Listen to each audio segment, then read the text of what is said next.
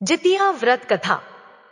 माँ अपने बच्चों की लंबी उम्र और सुख की कामना में खुद तकलीफें सह लेती है। भारत की ऐसी ही एक पवित्र परंपरा है, जितिया व्रत कहा जाता है।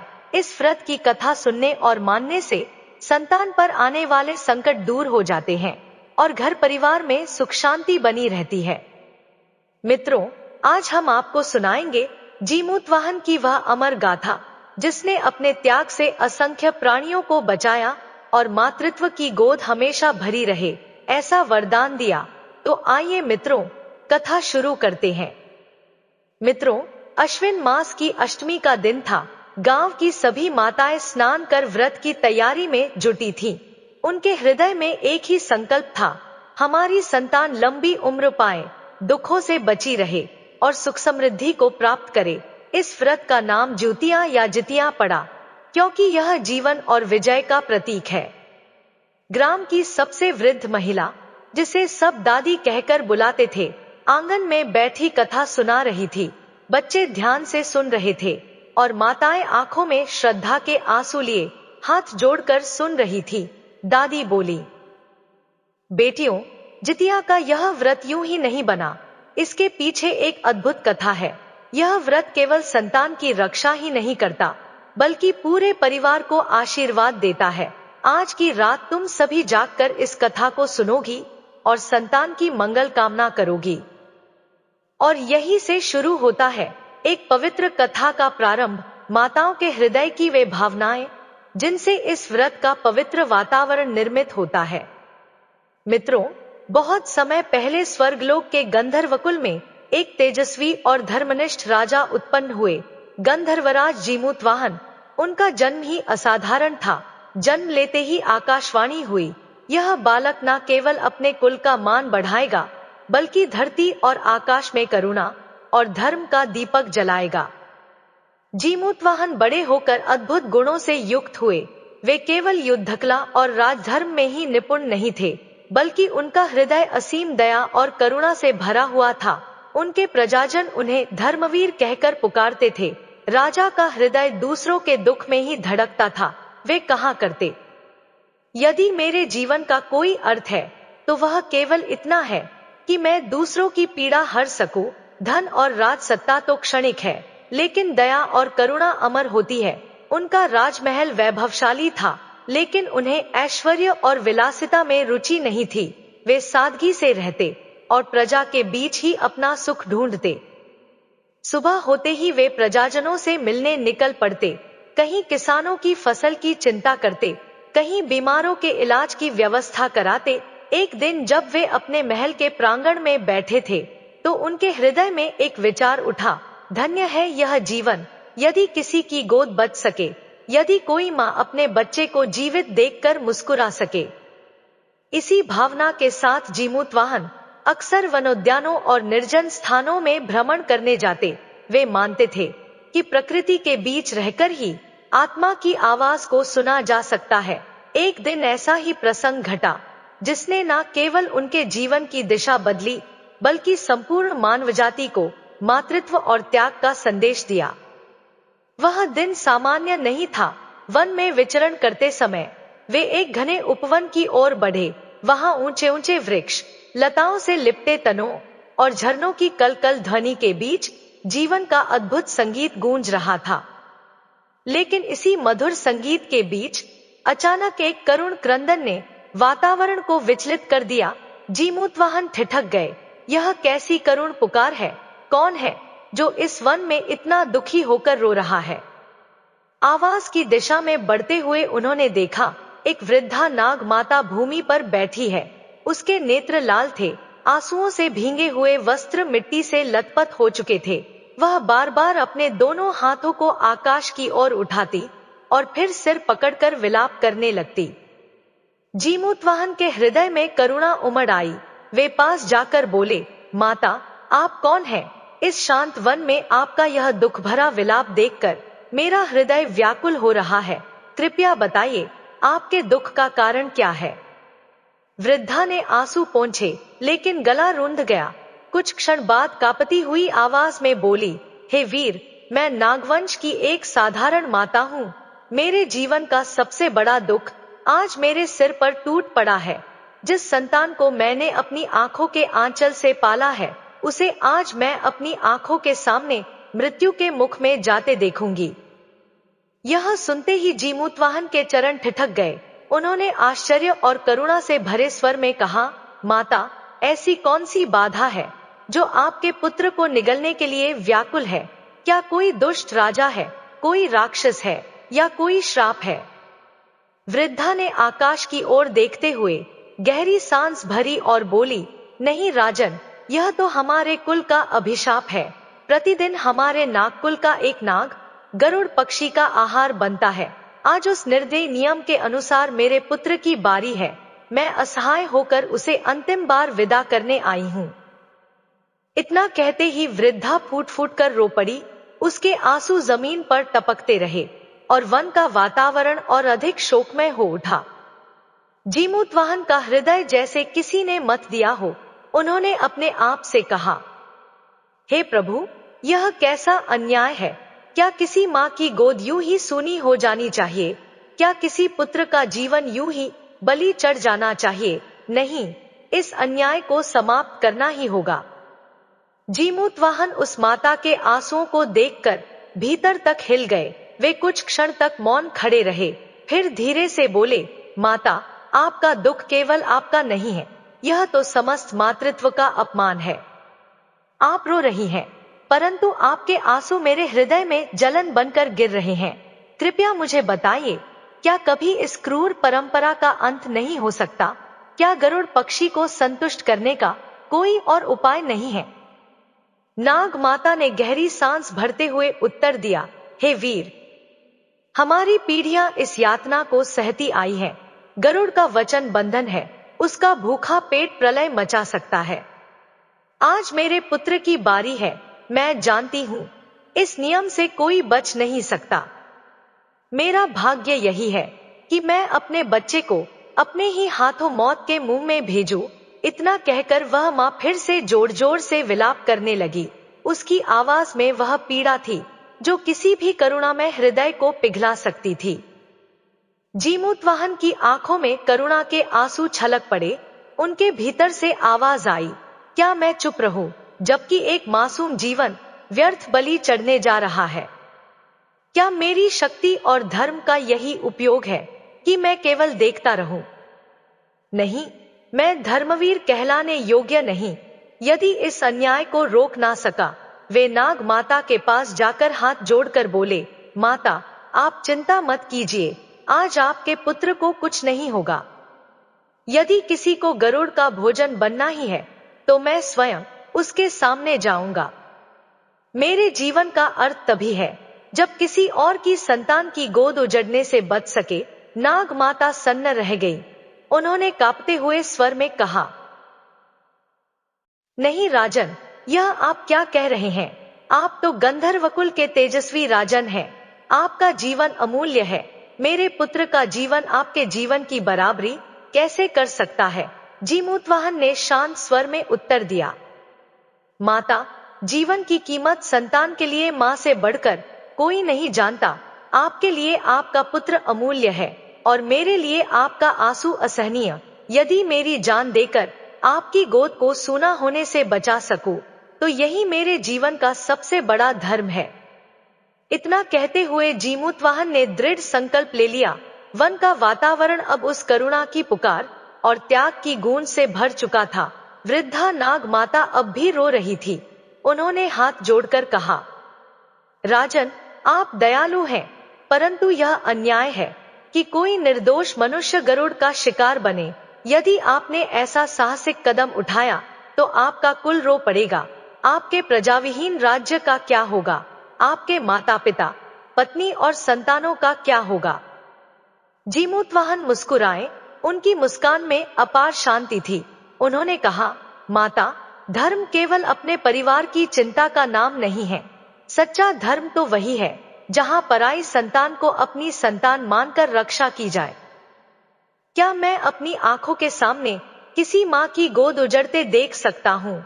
क्या मेरे लिए राज्य, वैभव और जीवन की शोभा उस माँ के आंसुओं से अधिक मूल्यवान है? नहीं, कभी नहीं।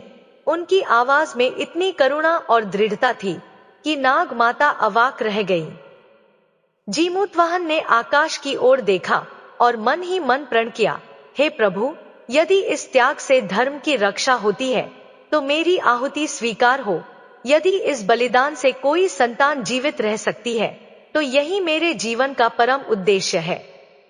फिर वे नाग माता की ओर मुड़े और बोले, आज से यह अन्याय समाप्त होगा। मैं स्वयं गरुड़ के सामने नागपुत्र का वेश धारण कर खड़ा होऊंगा। गरुड़ चाहे मुझे खा ले, परंतु मैं उस निर्दोष पुत्र को मरने नहीं दूंगा। यह मेरा धर्म है और यही मेरा निर्णय है।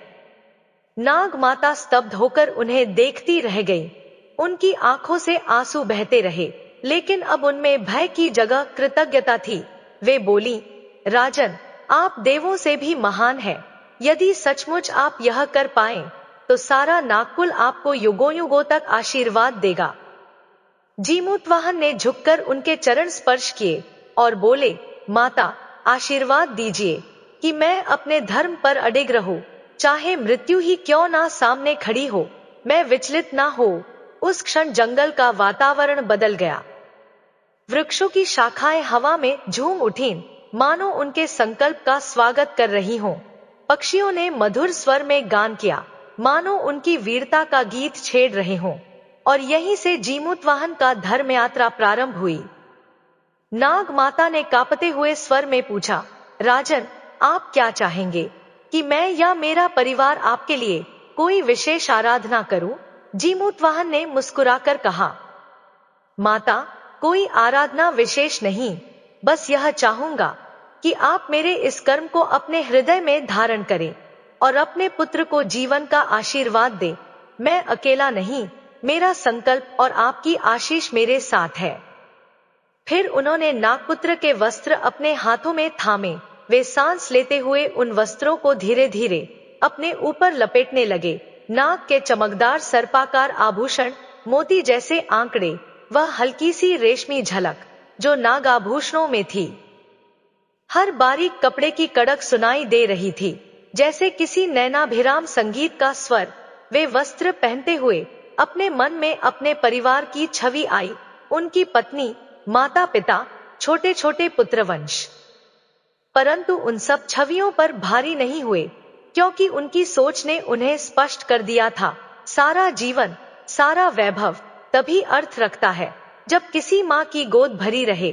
तैयारी के बीच जीमूतवाहन ने कुछ साधारण अनुष्ठान किए। पृथ्वी को प्रणाम, वृक्षों को स्पर्श, जल को श्रद्धा से छुआ। उन्होंने अपने तलवार के श्रृंगार को भी सरल कर दिया, ना तो उसे सजाया और ना ही उसे कभी किसी विजयी ढोलनाद की प्रतीक्षा करने दिया। यह तलवार आज केवल धर्म की रक्षा का प्रतीक बनकर उनके पास थी। नाग माता ने अपने पुत्र के लिए पारंपरिक रक्षा मंत्र, दान और आशीष बोला। उसकी आवाज में जितनी वेदना थी उतनी ही श्रद्धा भी।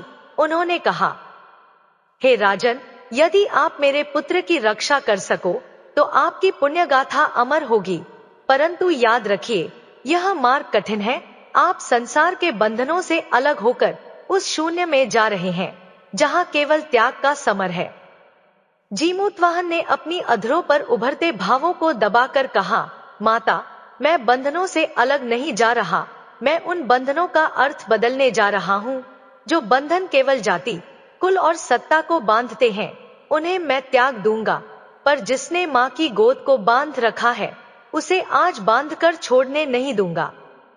राजा ने नागपुत्र के कंधे पर हाथ रखा, अच्छी तरह सूखा हुआ, कभी कभी कांपता सा, और बोले, पुत्र, तुम्हारा जीवन अमूल्य है। मैं चाहता हूँ कि तुम जियो, खेलो और अपनी माँ की आंखों में खुशियां भर दो। नाग माता ने अपने पुत्र को आंचल से ढक लिया और धीमे स्वर में उसने कुछ मंत्र ध्वनियां उच्चारित की, ऐसे मंत्र जो रक्षा का आवरण बनते थे। आसपास के छोटे छोटे जीव उसके स्वर के साथ गूंज उठे, मृग, पक्षी और यहाँ तक कि पेड़ों की शाखाएं भी मानो उस कविता में भाग ले रही हों। अंतिम क्षणों में जीमूतवाहन ने अपने भीतर की भावनाओं को शब्दों में बांधा, नहीं किसी को डांटने के लिए, ना किसी से क्षमा मांगने के लिए, बस अपने अटूट विश्वास को व्यक्त करने के लिए उसने कहा, यदि एक आह्वान से संसार में करुणा जगे, यदि एक बलिदान से किसी माँ की गोद भर सके, तो मेरा जीवन सफल हुआ। मैं भय को नहीं जानता, मैं केवल वही जानता हूँ जो मेरे धर्म ने मुझे सिखाया है। सूर्य धीरे धीरे क्षितिज के पीछे डूब रहा था। उसकी सुनहरी रोशनी जल के ऊपर तैरती हुई उस तट को सोनासा बना रही थी, जहां कल वह निर्णायक क्षण घटने वाला था। जीमूतवाहन ने गहरी सांस ली, अपने चेहरे को शांत रखा और वह स्थान चुनने चला गया जहां गरुड़ आते, समुद्र तट, पत्थरों से ढका, ठंडी हवा का झोंका और खुले आकाश के नीचे एकांत। नाग माता ने उसके चरण पकड़ लिए, आंसुओं में कृतज्ञता और भय दोनों समाहित थे। उसने बार बार कहा, हे राजन, तुम्हारा नाम अमर रहे। जीमूतवाहन ने सिर झुकाकर अपना आशीर्वाद मांगा और फिर धीरे धीरे समुद्र की ओर बढ़ गया। उसकी चाल में अब ना किसी राजसी शान का डंका था, ना किसी शोभा का प्रदर्शन, केवल एक साधारण परंतु महान व्यक्ति का आत्मविश्वास जो अपने बलिदान की मुद्रा में कदम बढ़ा रहा था। रात गहराने लगी थी, तट पर तन्हाई का पर्दा उतर रहा था। जीमूतवाहन ने उस तट पर खड़े होकर आसमान की ओर देखा, सितारों की चमक मानो उसकी प्रतिज्ञा को आशीर्वाद दे रही थी।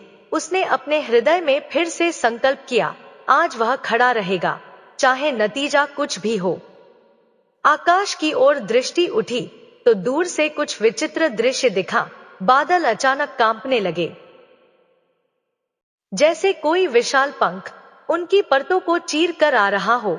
वायुमंडल में तीव्र गंध फैली, हवा का प्रवाह बदल गया और पक्षी एक साथ चीखते हुए उड़ चले। यह संकेत था गरुड़ का आगमन। पहले तो एक काली छाया दिखी, फिर धीरे धीरे वह छाया विराट रूप लेने लगी। उसके पंख इतने विशाल थे कि आधा आकाश ढक गया। हर फड़फड़ाहट के साथ समुद्र की लहरें ऊंची उठकर चट्टानों से टकराने लगी। उसके नेत्र अग्नि की ज्वाला की तरह चमक रहे थे और उसके पंजे आकाशीय बिजली की भांति कौंध रहे थे। धरती हिल रही थी, वृक्ष जड़ से कांप रहे थे। नाग माता और गांव के कुछ लोग दूर खड़े यह दृश्य देख रहे थे। सबके हृदय में भय समा गया। नाग माता ने आंचल से मुंह ढक लिया, आंखें बंद कर ली और मन ही मन प्रार्थना करने लगी, हे देव, कृपा करना। जीमूतवाहन अपने स्थान पर दृढ़ खड़े थे। उन्होंने ना तो पीछे हटने का प्रयास किया, ना ही बचने का। उनके चेहरे पर करुणा और धैर्य का अनोखा संगम था। जैसे ही गरुड़ समीप आया, उसकी गर्जना गगन को फाड़ती हुई समुद्र के शोर से भी अधिक प्रचंड हो उठी। उसकी दृष्टि सीधे जीमूतवाहन पर पड़ी। उसे लगा जैसे कोई नाग बलिदान के लिए प्रस्तुत है। गरुड़ ने गगन से उतरते हुए गरज कर कहा, हे नाग, क्या तुम तैयार हो? तुम्हारे प्राण ही मेरे जीवन का आहार है। जीमूतवाहन ने शांत स्वर में उत्तर दिया, हे आकाशचारी महाबली गरुड़, मैं तैयार हूँ। आज मैं अपना शरीर तुम्हें अर्पित करने आया हूँ। गरुड़ क्षण भर ठिठक गया। उसे यह उत्तर असामान्य प्रतीत हुआ। जिन नागों को वह अब तक पकड़कर खाता था, वे प्राण बचाने के लिए चीखते, संघर्ष करते, पर यह नाग तो स्वयं शांति से सामने खड़ा था। उसकी ज्वलंत आंखें कुछ देर तक जीमूतवाहन के शांत चेहरे पर टिकी रहीं। गरुड़ के भीतर कौतूहल जागा। उसने फिर गर्जना की, तुम्हें मृत्यु का भय नहीं, तुम भागते क्यों नहीं? जीमूतवाहन ने गंभीर स्वर में कहा, मृत्यु तो हर प्राणी का सत्य है। यदि यह मृत्यु किसी और की रक्षा में लगे, यदि इससे किसी माँ की गोद सूनी ना हो, तो उससे महान और क्या होगा। आज मैं यहाँ केवल बलिदान नहीं, करुणा और धर्म का संदेश देने आया हूँ। गरुड़ के पंख एक पल को स्थिर हो गए। उसकी तीव्र दृष्टि में अब केवल क्रोध ही नहीं, बल्कि विस्मय भी झलक रहा था। इतने वर्षों से उसने अनगिनत नागों का भक्षण किया था, पर किसी ने इस प्रकार शांति और साहस के साथ प्राण समर्पण नहीं किया। उसका हृदय कठोर था, पर जीमूतवाहन के शब्दों ने उसमें पहली बार संदेह और प्रश्न उत्पन्न किए। क्या वास्तव में बल ही सब कुछ है?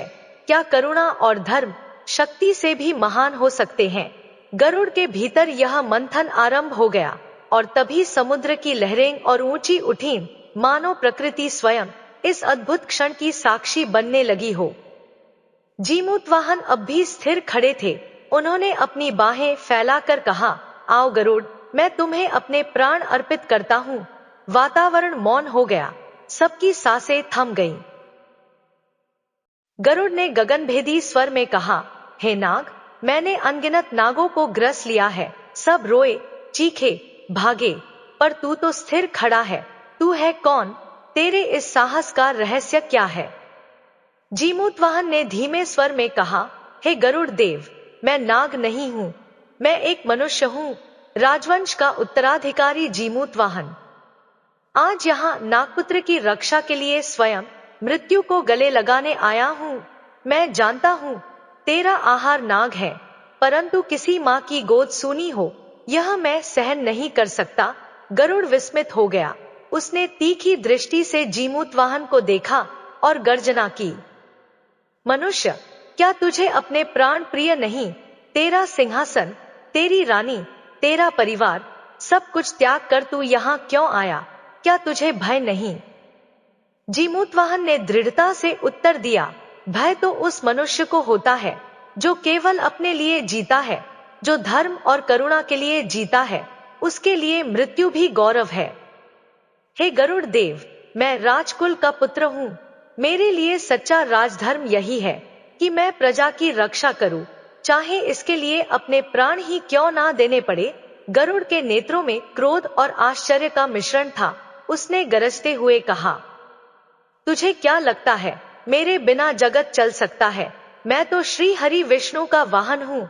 मेरा धर्म है नागों का भक्षण करना। यदि मैं रुक जाऊं तो सृष्टि का संतुलन ही बिगड़ जाएगा। जीमूतवाहन मुस्कुराए, हे गरुड़ देव, सृष्टि का संतुलन केवल हिंसा पर नहीं, करुणा पर भी टिका है। शक्ति तब तक महान है जब तक वह धर्म के अधीन है। यदि शक्ति से पीड़ा फैले और करुणा से रक्षा हो सके, तो शक्ति को करुणा के आगे झुकना ही होगा। गरुड़ का हृदय पहली बार विचलित हुआ। उसकी विशाल देह स्थिर हो गई, मानो भीतर कोई तूफान चल रहा हो। उसने कभी किसी नाग या मनुष्य से ऐसा तर्क नहीं सुना था। उसने कहा, परंतु मेरी भूख, मैं तो नागों के बिना जीवित नहीं रह सकता। यह तो युगों से चला आ रहा नियम है। जीमूतवाहन ने गंभीर स्वर में कहा, गरुड़ देव, भूख केवल पेट की नहीं होती, भूख आत्मा की भी होती है। यदि पेट की भूख शांत करने के लिए सैकड़ों प्राण ले लिए जाए, तो आत्मा की भूख और भी बढ़ जाती है। पर यदि करुणा से एक प्राणी बचा लिया जाए, तो आत्मा तृप्त हो जाती है। गरुड़ गंभीर हो गया। उसके हृदय में पहली बार करुणा की हल्की किरण प्रवेश कर रही थी। उसकी गर्जना अब धीमी हो गई, मानो उसके स्वर में नरमी आ गई हो। उसने पूछा, राजकुमार, तू अपने जीवन का बलिदान क्यों देना चाहता है? जीमूतवाहन ने शांत भाव से उत्तर दिया, क्योंकि किसी और की मृत्यु को रोकना ही मेरा जीवन है। यदि मैं जीकर किसी की रक्षा ना कर पाऊं, तो ऐसा जीवन व्यर्थ है। आज मैं अपने प्राण देकर इस संसार को यह संदेश देना चाहता हूँ कि करुणा सबसे बड़ी शक्ति है। यह सुनकर गरुड़ की अग्नि जैसी आंखों में पहली बार आंसुओं की नमी झलक उठी। उसने अपने पंख समेट लिए और गंभीर स्वर में कहा, राजकुमार, तूने आज मेरे हृदय को स्पर्श किया है। मैंने जीवन में पहली बार किसी प्राणी से यह सुना कि करुणा शक्ति से महान है। तेरा बलिदान मैं व्यर्थ नहीं जाने दूंगा। समुद्र की लहरें जैसे तालियां बजाने लगी। नाग माता दूर खड़ी यह सब सुनकर भाव विभोर हो गई। उनकी आंखों से आंसुओं की धार बह निकली, पर इस बार वह दुख के आंसू नहीं, बल्कि कृतज्ञता और आशा के आंसू थे। गरुड़ ने अपने विशाल पंख फैलाकर कहा, आज से नागों पर मेरा अत्याचार समाप्त होगा। तेरी करुणा और बलिदान ने मुझे बदल दिया है। मैं वचन देता हूँ कि अब किसी नाग को मृत्यु का भय नहीं होगा। जीमूतवाहन ने विनम्र होकर सिर झुका दिया। उन्होंने कहा, हे गरुड़ देव, यह आपका बड़ा उपकार है। आज से यह संसार जान लेगा कि धर्म और करुणा मिलकर ही सृष्टि को संतुलित रखते हैं। यह सुनकर नाग माता दूर से दौड़ती हुई आई। उनके आंसू अब दुख के नहीं बल्कि उल्लास के थे। उन्होंने जीमूतवाहन के चरण पकड़ लिए और कहा, हे राजन, तुमने न केवल मेरे पुत्र की रक्षा की बल्कि संपूर्ण नागवंश को नई जीवन दान दिया। तुम्हारा नाम सदा अमर रहेगा। नागपुत्र, जो मृत्यु से भयभीत कांप रहा था, अब जीमूतवाहन के पास आकर खड़ा हो गया। उसने कांपते हुए स्वर में कहा, राजकुमार, आप मेरे लिए देवता से कम नहीं। आपने मुझे जीवन दिया है। मैं वचन देता हूँ कि जीवन भर आपके धर्म और करुणा का संदेश फैलाऊंगा। गरुड़ ने भी गंभीर स्वर में प्रतिज्ञा की, आज से नागों को मेरा कोई भय नहीं रहेगा। मैं वचन देता हूँ कि अब किसी नाग का वध नहीं होगा। मैं प्रभु विष्णु का वाहन तो रहूंगा, परंतु नागों का शत्रु नहीं। मेरे लिए यही सच्चा धर्म है। यह घोषणा सुनते ही वहां उपस्थित सभी नाग आनंदित हो उठे। समुद्र के किनारे से नाग कुल के अन्य सदस्य भी निकल आए। सबके मुख पर प्रसन्नता की आभा थी। उन्होंने जीमूतवाहन को नमन करते हुए कहा, हे राजन, आपने हमें नया जीवन दिया है। आपके कारण हमारे वंश का अंत टल गया है। आप हमारे लिए केवल राजा नहीं बल्कि धर्मावतार हैं। जीमूतवाहन ने नम्रता से हाथ जोड़कर उत्तर दिया, हे नागवंशियों, मैंने कोई बड़ा कार्य नहीं किया। यह तो मेरा धर्म था।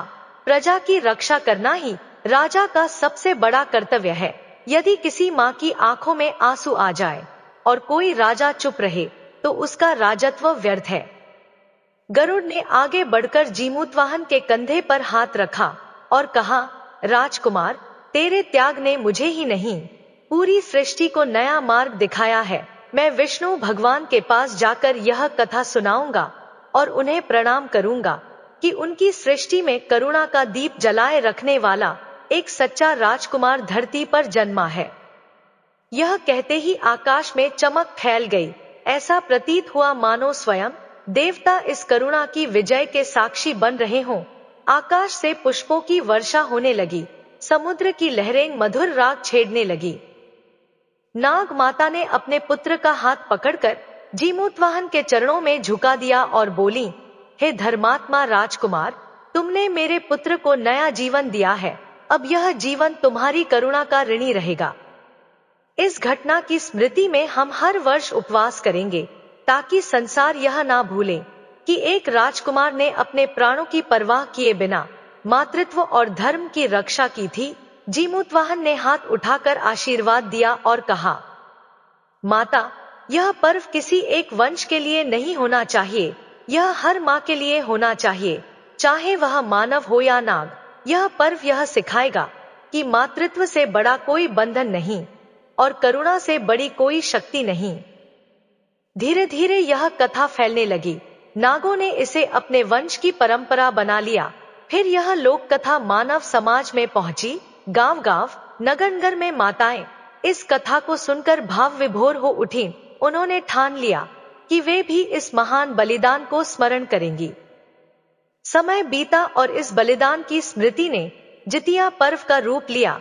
माताएं इस दिन निर्जल उपवास करती, व्रत रखती और संकल्प लेती कि अपने पुत्रों की रक्षा के लिए वे जीमूतवाहन का स्मरण करेंगी।